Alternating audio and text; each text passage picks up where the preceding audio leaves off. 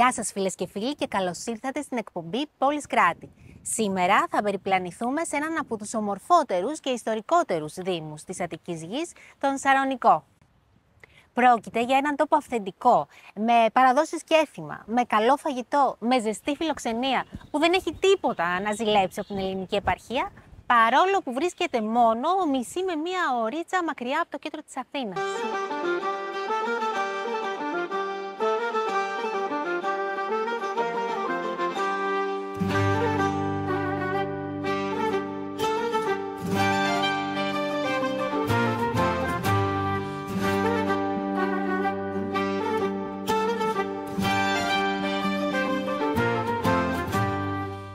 Ειδικά για την περίοδο του Πάσχα, είτε ψάχνετε για θρησκευτική κατάνοιξη, είτε για χαλάρωση ή για γαστρονομικές απολαύσεις, ο Δήμος Σαρονικού έχει κάτι για όλους.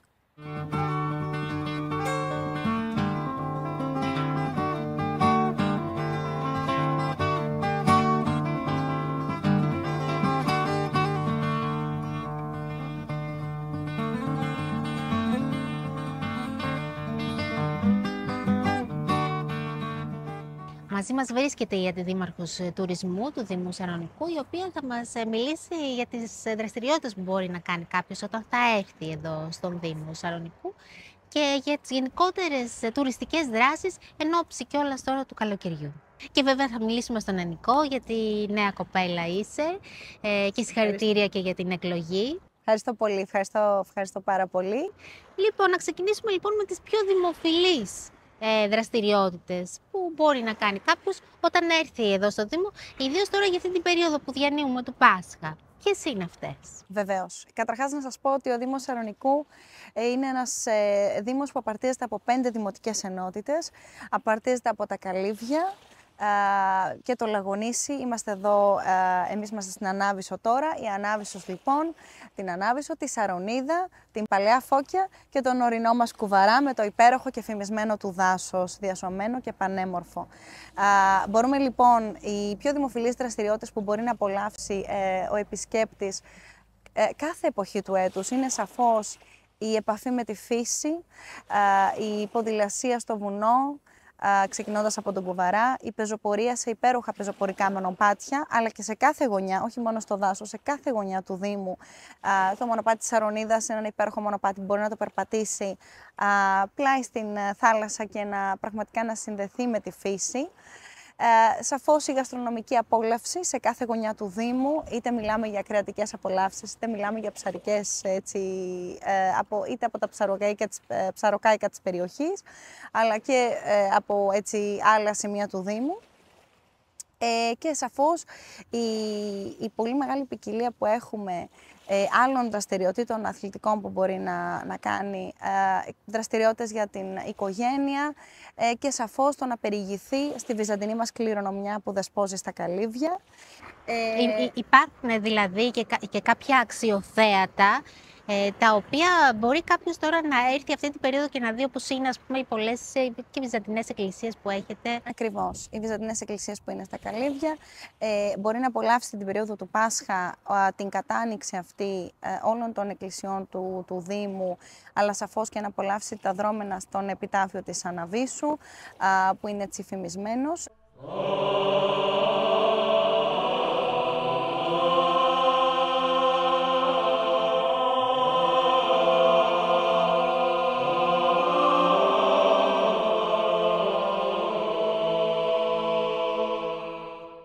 Μαζί μας είναι ο Πάτερ Παύλος, προϊστάμενος της Εκκλησίας των Αγίων Θεοδόρων της Αναβίσου, ο οποίος θα μας μιλήσει τόσο για τις αναπαραστάσεις που γίνονται εδώ το Πάσχα, αλλά και για το μνημείο που έγινε προς τιμήν των προσφύγων της Μικράς Ασίας στο πρώτο εκκλησάκι της Αναβίσου. Πάτερ Παύλο, ευχαριστούμε για την τιμή που μας κάνετε να είστε εδώ μαζί μας. Και εμείς καλώς ορίσατε στην πόλη μας. Και θα ήθελα να μου πείτε αρχικά για αυτές τις αναπαραστάσεις που τα τελευταία χρόνια κάνετε εδώ τη Μεγάλη Εβδομάδα. Τη Μεγάλη Παρασκευή, κατά την έξοδο του επιταφείου, σε 12 κεντρικά σημεία της πόλεως μας, υπάρχουν 12 εξέδρες με παιδιά που κάνουμε τις αναπαραστάσεις, με παιδιά από το Δημοτικό, από το Γυμνάσιο και το Λύκειο. λαμβάνουν μέρος 150 παιδιά. Οι αναπαραστάσεις ξεκινούν από τη γέννηση του Χριστού μέχρι και τη Σταύρωση και είναι φανταστικές. Το κάνουμε εδώ και 30 πλέον χρόνια. Έρχονται από όλη την Ελλάδα και από όλη την Αθήνα για να δουν αυτές τις αναπαραστάσεις. Οι οποίες συμβολίζουν είναι όλες από τις... Είναι από τη ζωή του Χριστού, από τη γέννηση μέχρι και τη Σταύρωση. Και για πείτε μας και για το μνημείο αυτό που έχει γίνει προς τιμή των προσφύγων της Μικράς Ασίας εδώ στο εκκλησάκι. Βρισκόμαστε τώρα στην πρώτη εκκλησία της Αναβίσου, που είχαμε την τιμή να την κάνουν οι πρόσφυγες που είχαν έρθει με την ανταλλαγή το 24.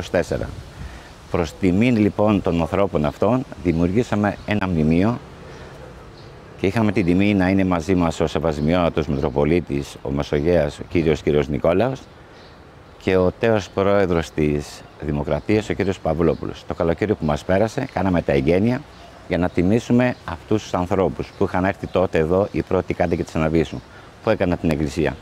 Είναι 136 οικογένειες που στην ανατολική πλευρά του μνημείου αναγράφονται τα ονόματα. Από το νότιο μέρος είναι 136 κυβόληθοι που συμβολίζουν την κάθε οικογένεια που είχε έρθει τότε, γι' αυτό είναι ακανόνιστες. Στη μέση του μνημείου έχει μια κόκκινη πέτρα που την είχε φέρει ο γλύπτης από τα βάθη της Καπαδοκίας, από ένα χωριό, που συμβολίζει αυτούς τους ανθρώπους που πέθαναν εκεί ή πέθαναν κατά τη διαδρομή της Μικρασιατικής καταστροφής που είχαν έρθει εδώ και δεν μπόρεσαν να έρθουν εδώ. Από την δυτική πλευρά είναι το δέντρο της ζωής των ανθρώπων αυτών. Εάν κοιτάτε κάτω-κάτω, έχουν αποκοπεί οι ρίζες από τη Μικρά Ασία. Το δέντρο πλέον το μισό δεν έχει φύλλα. Συνεχίζουν οι ρίζες στην Ανάβησο, γι' αυτό έχει φουντώσει, γιατί δημιουργήσαν εδώ πλέον μια νέα ζωή και αγάπησαν αυτόν τον τόπο. Και ο γλύπτης, εάν κοιτάτε από την ανατολική πλευρά, αναφέρει ότι τον τόπο τούτο ανέστησαν οι πρόσφυγες του 22. Και εμείς τιμήσαμε αυτούς τους ανθρώπους, κάναμε τα εγγένεια, αναγράψαμε τα ονόματά τους. Και αν θέλει κάποιος να έρθει στο μνημείο, πού ακριβώς θα έρθει? Είναι στην κεντρική πλατεία Αναβίσου, Ναι. στο ναό Κοιμήσεως της Θεοτόκου πλέον. Και είναι η πρώτη εκκλησία της Αναβίσου που έκαναν οι πρόσφυγες που είχαν έρθει το 24 εδώ. Ευχαριστώ για την τιμή που μας κάνετε να έρθετε να δείξετε σε όλο τον κόσμο αυτά που δημιουργούμε και αυτά που κάνουμε. Ευχαριστούμε πάρα Να είστε πολύ. καλά. Να είστε καλά.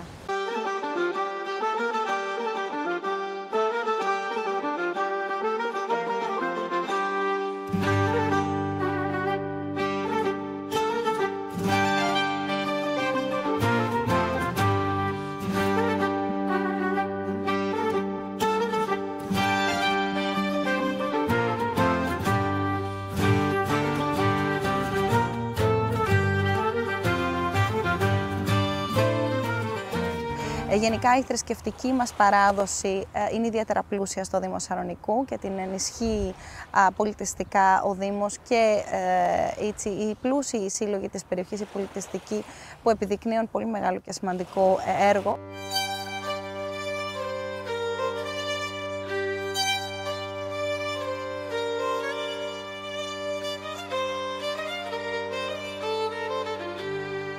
Μία ακόμα κοινότητα δίπλα ακριβώς στην Ανάβησο είναι και αυτή της Παλαιάς Φώκιας, με εξίσου πολλά εκκλησάκια και παρεκκλήσια. Γενικότερα όμως για την περιοχή της Παλαιάς Φώκιας του χθες αλλά και του σήμερα θα μας μιλήσει ο πρόεδρος του Εμπορικού Συλλόγου της, κύριος Αβραμίδης Μιχάλης. Πότε δημιουργήθηκε εδώ η Παλαιά Φώκια και από ποιους? Η Παλαιά Φώκια δημιουργήθηκε από πρόσφυγες Μικρασιάτες που ήρθαν τη δεκαετία του 1920. Εδώ συναντήσανε τους γηγενείς Σαρακατσάνους και μαζί δημιουργήσανε τη νέα τους πατρίδα. Στην πορεία των χρόνων και άλλοι άνθρωποι ήρθαν στην περιοχή μας, την αγαπήσανε, αγοράσανε οικόπεδα, χτίσανε σπίτια και συμβάλανε και αυτοί στην ανάπτυξη του τόπου. Και βέβαια ο τόπος σας θυμίζεται και για τις πολλές εκκλησίες και εκκλησάκια και παρεκκλήσια που έχει, ιστορικά κιόλας.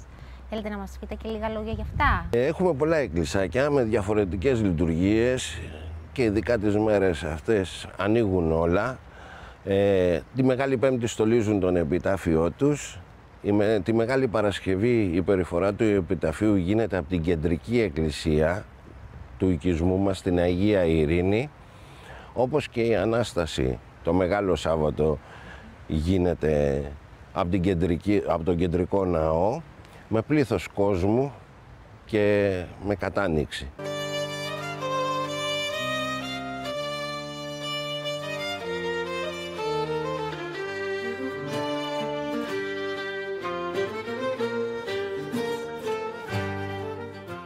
Είναι ένας τόπος ο οποίος ενδείκνυται και για οικογένειες, γιατί είναι η φύση τέτοια που ενδείκνυται να έρθει κάποιος με τα παιδιά του, να περάσει εδώ όμορφα, να χαρούν τη φύση, τα παιδιά να παίξουν ελεύθερα και άφοβα.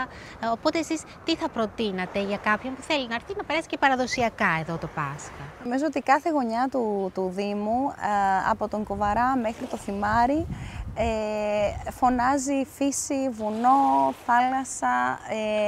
Είναι ένας ιδανικός τόπος για κάθε οικογένεια που θέλει να περάσει όμορφα και κατανοητικά το Πάσχα. Οι επιλογές που προσφέρει ο Δήμος είναι πάρα πολλές, και για κάποιον που θέλει να έρθει και να ηρεμήσει, να ξεκουραστεί, να ζωογονηθεί τις Άγιες αυτές οι μέρες, αλλά και για εκείνους που θέλουν να διασκεδάσουν έτσι στα μαγαζιά της περιοχής, να απολαύσουν τη ζωή την πιο νυχτερινή.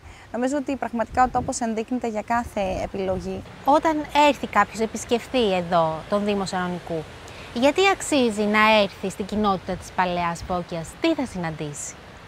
Θα συναντήσει μια οργανωμένη αγορά. Είμαστε ακουστοί παντού για τις ψαροταβέρνες μας, αλλά δεν πάμε πίσω και οι κρεατοταβέρνες μας, ειδικά τις μέρες που έρχονται του Πάσχα, προσφέρουν πλούσιο μενού, ντόπιες ποικιλίες κρασί. Όπως ξέρετε, τα Μεσόγεια είναι ακουστά για το κρασάκι και επιβάλλεται αυτές τις μέρες να πιούμε λίγο κρασάκι. Ο επισκέπτης δεν έχει να φοβηθεί κάτι από μια μεγαλύτερη αγορά. Υπάρχουν σούπερ μάρκετ, τα κρεοπολία μας προσφέρουν ντόπια κρέατα σε πολύ λογικές τιμές. Υπάρχουν καταστήματα είδη δώρων για να κάνει τις αγορές του, τα δώρα, τις λαμπάδες του ο επισκέπτης. Είμαστε μια οργανωμένη και σύγχρονη αγορά. Έχουμε τη μεγαλύτερη πλατεία στο Δήμο Σαρονικού. Γύρω-γύρω περιβάλλεται από καταστήματα, είτε εστίασης καφέ, είτε να κάνουν τις αγορές τους. Δίπλα στην πλατεία είναι μια μεγάλη παιδική χαρά. Φτιάχτηκε και ένα σύγχρονο, πρόσφατα, ανοιχτό γυμναστήριο για μικρούς και μεγάλους. Υπάρχει αθλητικός χώρος του Πρωτέα Παλαιάς Φώκιας, που υπάρχει γήπεδο ποδοσφαίρου, γήπεδο μπάσκετ. Μπορεί ο επισκέπτης να κάνει στην περιοχή καταφύγει τον περίπατό του, ποδήλατο. Ξέρετε, στην περιοχή καταφύγει κάποιοι έχουν παρομοιάσει τους ορεινούς όγκους με τα Highland της Σκωτίας. Όπως και ο καιρός, από ό,τι βλέπουμε, είναι πολύ καλός και κάποιοι έχουν ξεκινήσει και τα μπάνια τους.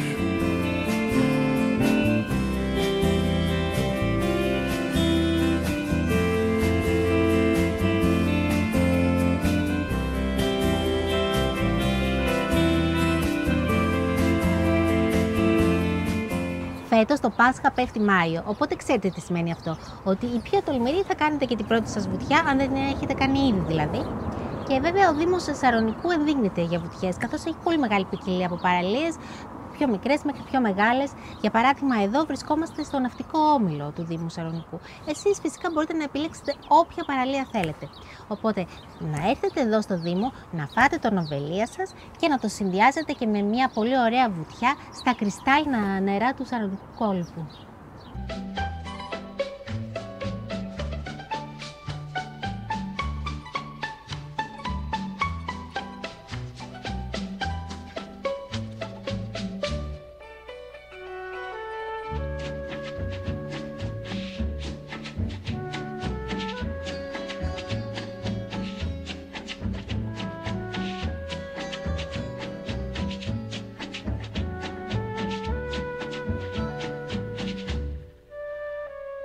Εάν θέλετε να προμηθευτείτε το νοβελία σας ή και οποιοδήποτε άλλο κρέας επιθυμείτε, εμείς σας συστήνουμε το κρεοπωλείο Μακροδημήτρης στην περιοχή της Αναβίσου. Όπου σε αυτό το σημείο αξίζει να αναφερθούμε στο γεγονός ότι η περιοχή της Αναβίσου, όπως και η περιοχή της Παλαιάς Φώκιας, είναι κοινότητες του Δήμου Σαρονικού, οι οποίες έχουν χτιστεί και σχηματιστεί κυρίως από οικογένειες προσφύγων της Μικράς Ασίας, αλλά και από οικογένειες Σαρακατσάνων κτηνοτρόφων.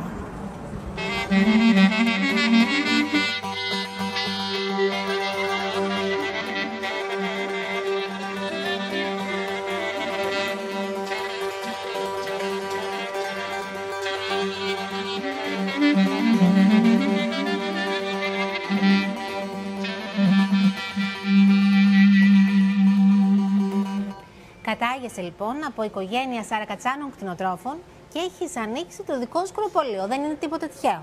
Από πότε έχει ανοίξει το κρεοπωλείο? Το κρεοπωλείο έχει ανοίξει από το 1995. Εδώ, σε αυτό το σημείο? Όχι, είναι το τρίτο μαγαζί και ιδιοκτητό αυτή τη στιγμή. Και όταν θα έρθει λοιπόν κάποιος στο κρεοπωλείο, τι κρέατα μπορεί να βρει? Από ελληνικό κρέας μοσχαρίσιο, ελληνικό χοιρινό, μαύρο χείρο, βιολογικό μοσχάρι ελληνικό, μοσχάρι με ωμέγα 3 από τη Βέρεια. Μετά πάμε στα αμερικάνικα, ιαπωνέζικα. Α, έχεις και από αυτά? Βεβαίως. Πρέπει να εξελίσσονται. Τα μαγαζιά πρέπει να εξελίσσονται πλέον. Σωστά. Και από όλες τις κοπές να υποθέσω. Και όχι μόνο. Ό,τι ζητήσει ο και πελάτης. Όχι μόνο. Ό,τι ζητήσει ο πελάτης, όπως το λες. Και ξέρεις τι άλλο παρατήρησα στο κρεοπωλείο σου? Ότι οι κοπές γίνονται μπροστά στα μάτια των πελατών. Πρέπει να. Η επαφή με τον πελάτη είναι προσωπική, είναι σχεδόν φιλική. Και το μαγαζί είναι και οικογενειακή επιχείρηση. Δεν είναι κάτι το να φοβίζει. Θέλουμε άμεση σχέση. Θέλουμε φιλική σχέση. Εκτός όμως από κρέατα, έχεις και άλλα προϊόντα, πολλά προϊόντα. Αυτά ήταν συνάρτηση εκεί που ανεβαίναμε για να δούμε τα ζώα. Βλέπαμε και διάφορα προϊόντα πολύ σωστά για να δώσουμε στον κόσμο. Βοηθάει και ο χώρος και έτσι το κρέας δίνει με όλα τα υπόλοιπα. Οπότε τα κρέατα τα επιλέγεις εσύ, πας ο ίδιος στον τόπο? Σε κάθε φάρμα, σε κάθε στάβλο. Με ποια κριτήρια τα επιλέγεις? Πρώτον, να είναι σωστό και βρώσιμο προς τον κόσμο, με όλα τα ιατρικά που χρειάζεται και μετά γεύση και όλα τα υπόλοιπα. Εκτός όμως από τα κρέατα, υπάρχει και κάθε μέρα ένα μενού που το επιμελείται σεφ. Βεβαίως. Μεσογειακή κουζίνα. Προσπαθούμε να δείξουμε τη μεσογειακή κουζίνα. Τα ελληνικά προϊόντα, ό,τι υπάρχουν στο μαγαζί, προσπαθούμε να αναδείξουμε. Και όχι μόνο, και τα υπόλοιπα κρέατα και οι υπόλοιπες κοπές και τα υπόλοιπα προϊόντα. Έτσι βγαίνει ένα μενού κάθε μέρα γύρω στα 4-5 φαγητά. Βγαίνει ένα πρόγραμμα εβδομαδιαίο και είναι ό,τι ψητό χρειάζεται ο καθένας. Τώρα για το Πάσχα, ποιο θα είναι το μενού? Το Πάσχα είναι αρνάκι, κατσικάκι, κοκορέτσι. Και μιας που λέμε για τα πασχαλινά, θέλω να μου πεις για ένα μυστικό για να πετύχουμε τον Νοβελία. Καλό κρέας, καλή παρέα και μεράκι. Υπάρχουν κάποια μελλοντικά σχέδια εξέλιξης του κρεοπωλείου? Τελειοποιούμε το κτίριό μας, τελειώνουμε από κάτω επεξεργασία, τυποποίηση και σιγά σιγά θα μπούμε και στο χώρο του εστιατορίου. Είναι ένα μεγάλο κατάστημα, να το πούμε αυτό, το οποίο βρίσκεται στην περιοχή της Αναβίσου και βρίσκεται και ανάμεσα σε μεγαθύρια, θα έλεγα εγώ, σε σούπερ μάρκετ, σε άλλα κρεοπωλεία. Αγαπάμε τον τόπο μας. Ναι. Και προσπαθούμε να κάνουμε το καλύτερο. 1000 μέτρα γεύσης.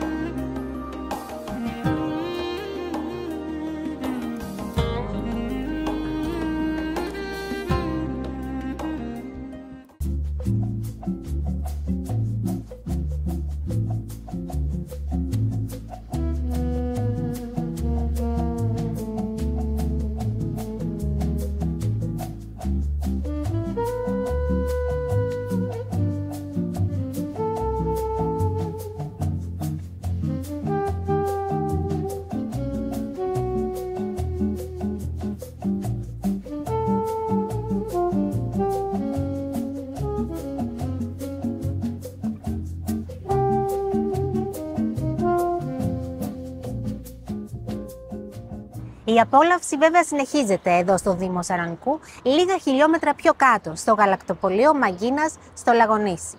Εδώ βέβαια συνεχίζεται και η ιστορία και η παράδοση, καθώς τα αδέρφια Μαγκίνα κατάγονται και αυτοί από οικογένεια Σαρακατσάνων κτηνοτρόφων που έμεναν εδώ στην περιοχή και που όμως έχουν εξελίξει πλέον την ιστορία τους και έχουν δημιουργήσει το δικό τους γαλακτοπωλείο παράγοντας φρέσκο γάλα, γελαδινό και κατσικίσιο. Πάμε να γνωρίσουμε τον έναν εκ των δύο. Παναγιώτη, τι κάνεις? Καλώς σε βρίσκω. Και εγώ το ίδιο. Το καφεδάκι σου το έχω έτοιμο. Αλήθεια. Σε περιμένει. Ευχαριστώ πάρα πολύ. Το έχω απορία από τότε που ξεκίνησες εδώ με το γαλακτοπωλείο στο Λαγονήσι. Πώς έγινε από ένα μικρό κατάστημα στα Καλύβια, έχεις ανοίξει στην Γλυφάδα, τώρα έχεις ανοίξει στο Λαγονήσι, με αμείωτη επισκεψιμότητα όλο τον χρόνο. Ευχαριστούμε. Πώς τα καταφέρνεις? Ευχαριστούμε για τα καλά σου λόγια. Όπως γνωρίζεις, όταν ξεκινήσαμε να κάνουμε αυτή τη δουλειά με τα μαγαζιά πια τη Λιανική, γιατί τη Λιανική την ξεκινήσαμε από πολύ αρχή, το 2000, με ένα παραδοσιακό κατάστημα γαλακτοκομικών, τυροκομικών και άλλων προϊόντων παραδοσιακών από προμηθευτές μικρής παραγωγής, αποφασίσαμε να μεγαλώσουμε λίγο ακόμα και την γάμα των προϊόντων μας και εμείς σαν επιχείρηση. Σκεφτήκαμε ότι ωραία θα ήταν να εντάξουμε, μια και η πρώτη μας ύλη είναι το γάλα, να βάλουμε το παγωτό και κάποια ωραία παραδοσιακά γλυκά. Σκεφτήκαμε, το στήσαμε ωραία, θέλαμε να κάνουμε κάτι ωραίο, ένα ωραίο μοντέρνο κόνσεπτ. Το μοντέρνο κόνσεπτ μας έφερε στο σήμερα, αυτό που βλέπεις. Με βάση όλα το γάλα. Το γάλα, το βούτυρο, όλα τα δικά μας προϊόντα, τα παραδοσιακά από κτηνοτρόφους, δικούς μας εδώ της περιοχής μας των Μεσογείων. Γιατί κατάγεσαι και από οικογένεια Σαρακατσάνων κτηνοτρόφων.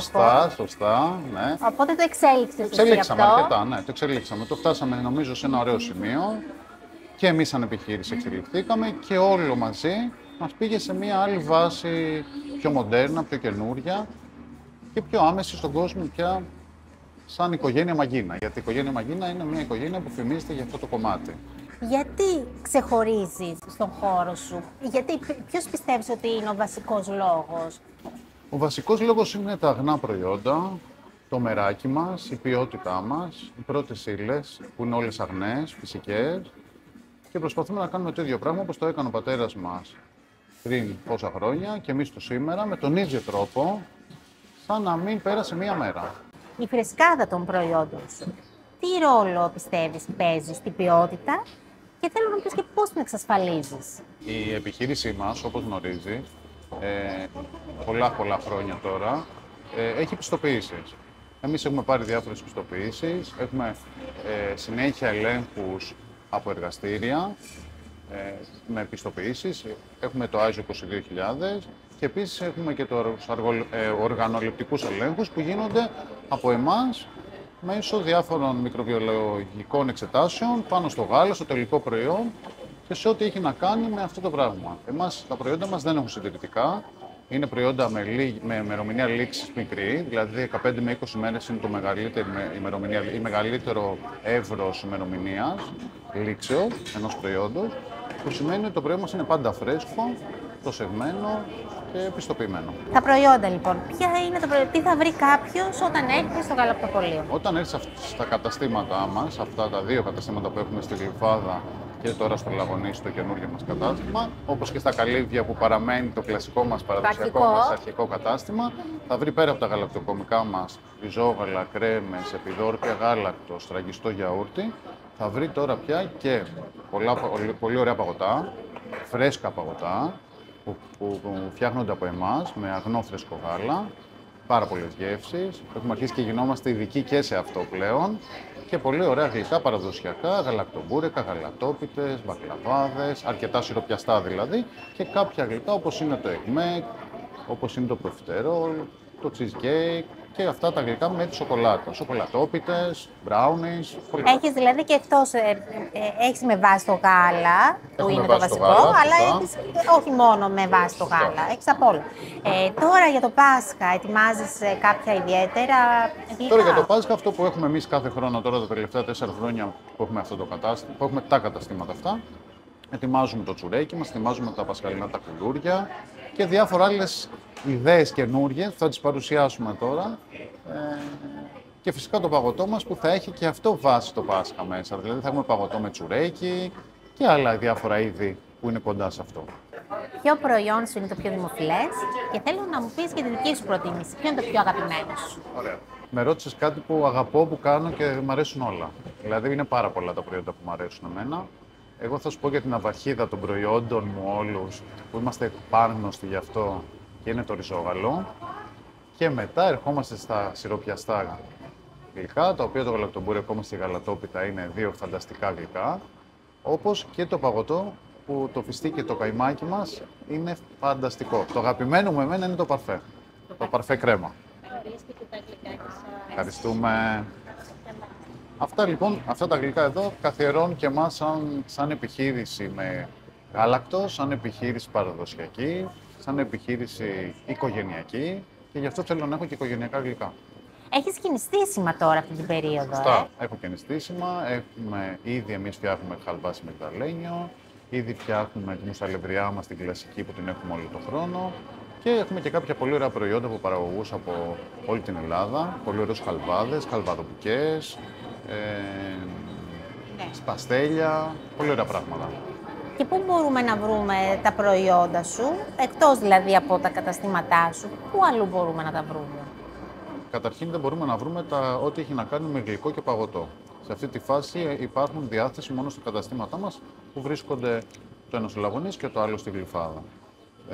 Τα προϊόντα, τα γαλακτοκομικά, μπορούμε να τα βρούμε σε όλη την Αττική, μπορούμε να τα βρούμε σε όλα τα νησιά, στα περισσότερα νησιά, σε Κυκλάδες, Βόρειο Αιγαίο, Σποράδες και μπορούμε να βρούμε και κάποια προϊόντα που έχουμε στείλει στη Θεσσαλονίκη και στην Κρήτη. Έχω παρατηρήσει βέβαια ότι έχεις και προϊόντα εξίσου καλά που όμως δεν είναι δική σου παραγωγής. Ναι, σωστά. Η αλήθεια είναι ότι όντως έχουμε προϊόντα και από άλλα τοπικά προϊόντα από την περιοχή μας και από άλλα μέρη της Ελλάδας, τα οποία τα έχουμε ψάξει πάρα πολύ ένα προς ένα, να είναι όλα από οικογένειες παραδοσιακές και να είναι αγνά, όπως τα δικά μας προϊόντα, να μπορούμε να τα διαθέσουμε και εμείς στα καταστήματά μας ως συνεργάτες στην Μαγκίνας, ας πούμε, εταιρεία. Στηρίζεις λοιπόν τους Έλληνες παραγωγούς και άλλους, όπως είσαι εσύ. Σωστό. Το γαλακτοπωλείο Μαγκίνας, που είναι ιδιαίτερα αγαπητό στις οικογένειες, όχι μόνο της περιοχής, αλλά και ολόκληρης της Αττικής, λόγω των αγνών και ποιοτικών προϊόντων που προσφέρει, θα το βρείτε στη Λεωφόρο Καλυβίων 11 στο Λαγωνίσι.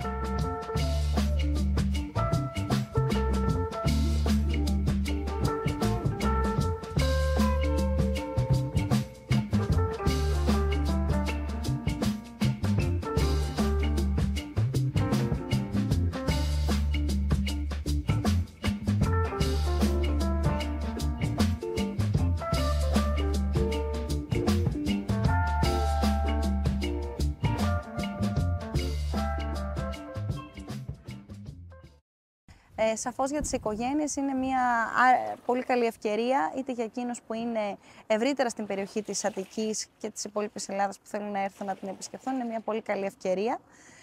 Και σαφώς η γεωγραφική μας θέση ως Δήμος είναι εξαιρετική, γιατί βρισκόμαστε πάρα πολύ κοντά στο αεροδρόμιο. Οπότε συνδυάζουμε πάρα πολλά και καλά στοιχεία, και όχι μόνο το Πάσχα, γενικότερα για όλη την περίοδο από εδώ και πέρα την θερινή.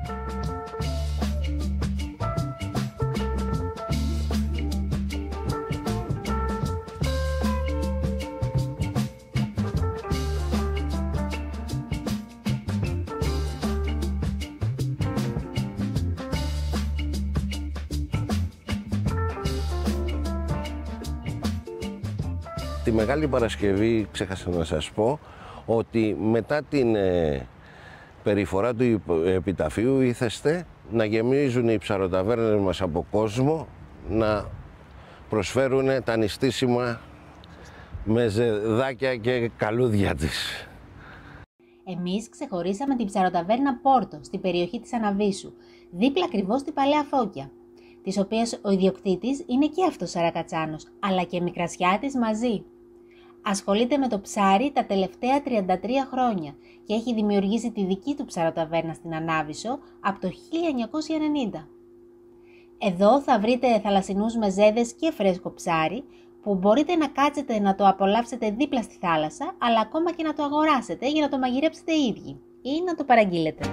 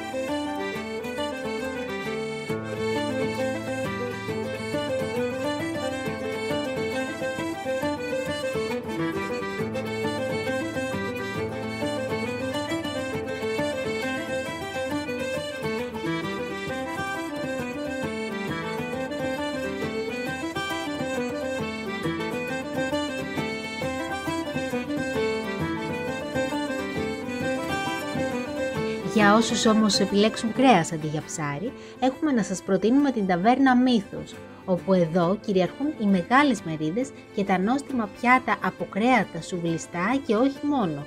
Μία ταβέρνα με διαχρονική αξία στην περιοχή, η οποία αποδεικνύει έμπρακτα πως είναι μύθος πως το καλό φαγητό είναι και ακριβό. Θα την βρείτε στην περιοχή του Αγίου Νικολάου της Αναβίσου.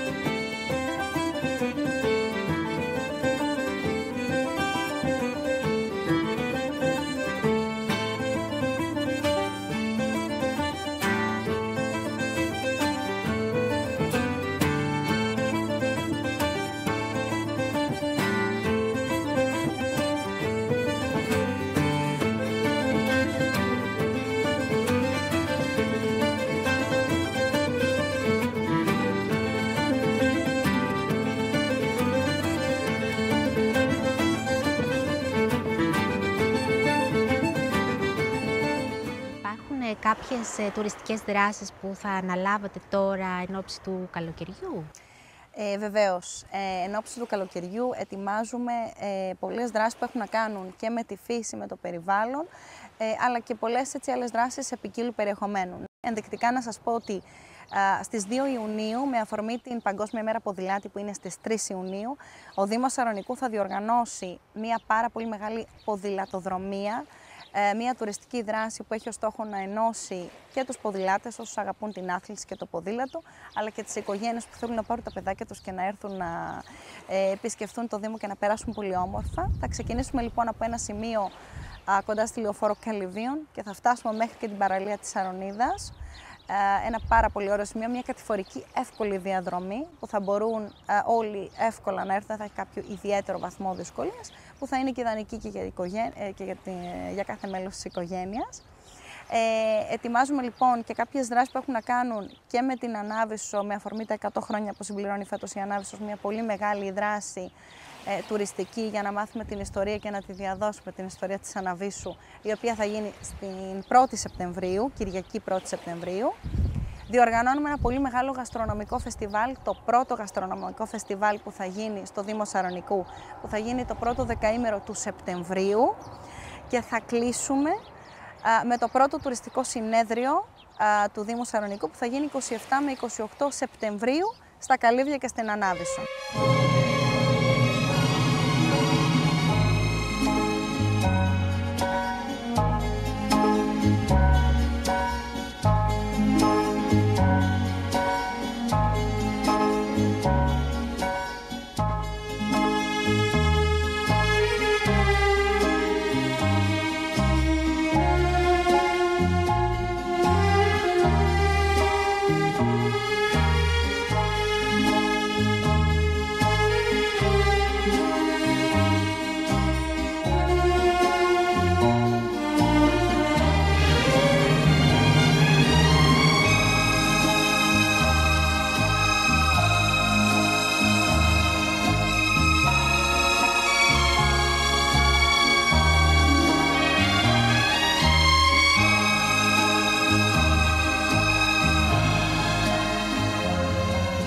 Εν όψη μάλιστα του καλοκαιριού, θα συναντήσετε ανοιχτά και πολλά beach bar παραλιακά του Δήμου Σαρονικού, με καφέ και ποτό αλλά και κουζίνα από το πρωί ως το βράδυ.